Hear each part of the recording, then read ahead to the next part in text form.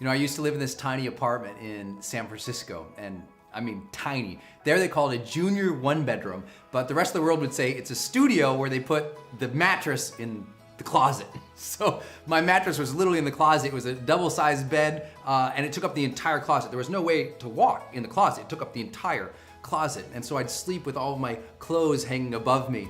And there was this little window in there above the bed, and it was always just freezing in there because it had this big draft coming in. So I taped up by duct tape this towel over it. 'Cause I'm from Montana, we use duct tape on everything, right? So it was this tiny little apartment, and I had a pretty good job. You know, I'd get up, at least the job paid for the apartment. I'd get up, I'd board the bus, I'd go downtown San Francisco, I'd work my job, you know, and everyone said it was a good job, but in my heart, I always recognized that, you know, sometimes the busy work that we have isn't our life's work. And I was busy all the time. I was, you know, earning some money, but it wasn't my thing. I sensed inside there was something else I want to do. I want to do this, you know? I want to be a writer and a trainer and share a message with the world that hopefully inspired or motivated people or move them in some way. And that's all I really wanted to do. But I didn't know this could be a career at that time. And so I struggled for a pretty long time just to try and make ends meet. But then what ended up happening was I went for it. You know, I quit everything that I was supposed to be doing, and I just went for it. I mean, and just like everyone said, exactly what they said happened. I quickly went bankrupt chasing my dream. And you know, it's hard. I know maybe you're chasing something right now too, and you're limited on income or opportunity. We've all been there before, and it's what we do with those times. You know, I remember I just want to be a writer, so you know, I'd go down to this fancy schmancy sort of coffee shop, and I'd sit there and I'd order my green tea, and I'd watch all the people, and I'd sit there to try and write, and you know, and once in a while, but I didn't have any discipline yet, and I guess you know, it just got harder and harder and harder. But I really believed in what I was doing, even as I went broke, even as I even had to give up that apartment and move into another apartment with some, you know, it was just like, it was so challenging. And I remember I used to go to this little burrito shop too down the way, and it was like all I could afford was these cheap burritos. But I really loved to go in that place because these old guys ran the joint, and you could tell that they were always really into their work. I mean, they struggled for a hard day's work, even though it was just, you know, some nasty burritos, but it's all I could afford. I look back at that time with a lot of joy, because it was that struggle and that hardship, and I never let it limit me. You know, humanity only has two recurring characters in its narrative, and that's struggle and progress. You know, and a lot of us don't want the struggle, but if we want to throw out the struggle, we'll never have the progress, and we have to be okay. Like, be okay with the fact that it's hard. If you're trying something new, be okay that it's going to be a struggle, and it might be a long slog for that.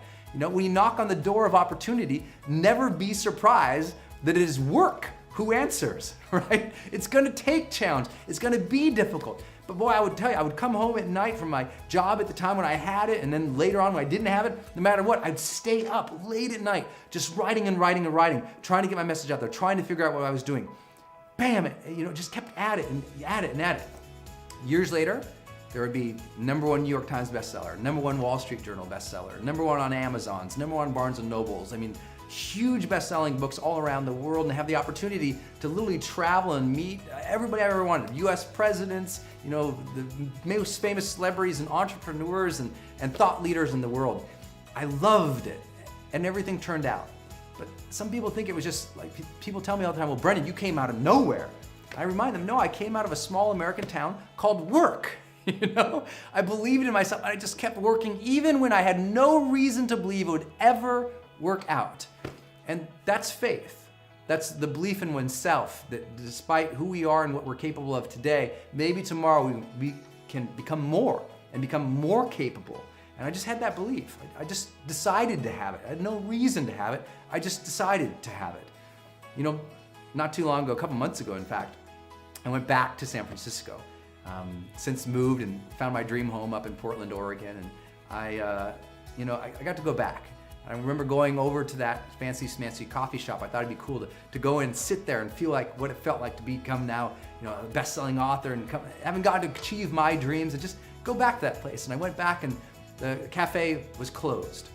I looked through the windows, completely empty inside, and I don't know what the reason it was, but it made me actually feel sort of sad.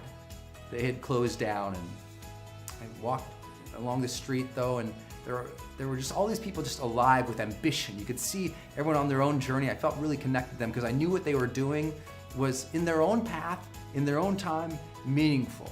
And I saw a lot of optimism in people's faces, and it felt good. I walked up the street, decided to see if that burrito place was there. You know, the one where the old guys work so hard every day just to survive. And it was still open. And it made me just think about the fact that, you know, sometimes it's just that hard work that keeps us going. Sometimes, even if we're not perfect, if we don't have it all together, but we just believe and we struggle through and we will ourselves forward every single day, then you know what? Not only do we survive, we thrive when others don't. Not only do we thrive, but we start to feel something better. We start to grow. We start to have something more magnificent in our lives than we ever imagined. I never imagined that I would be here today, getting to do this as a career, getting to talk to so many people around the world, getting asked to do all the cool things I get to do. But I can tell you one thing, I never didn't believe that it could happen. I didn't imagine it, but I never had limits on what might happen for me.